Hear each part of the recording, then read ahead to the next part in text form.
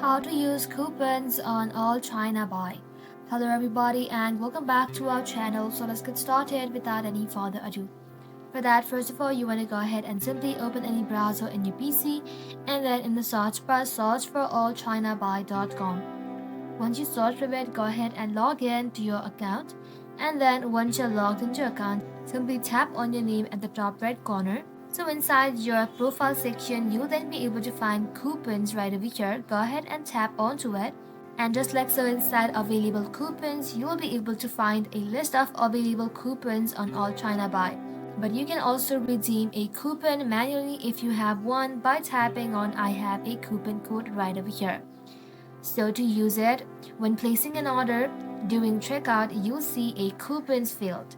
Choose a valid coupon from the list to apply to your orders, and just like so, some coupons covers things like shipping fees but excludes customer clearance.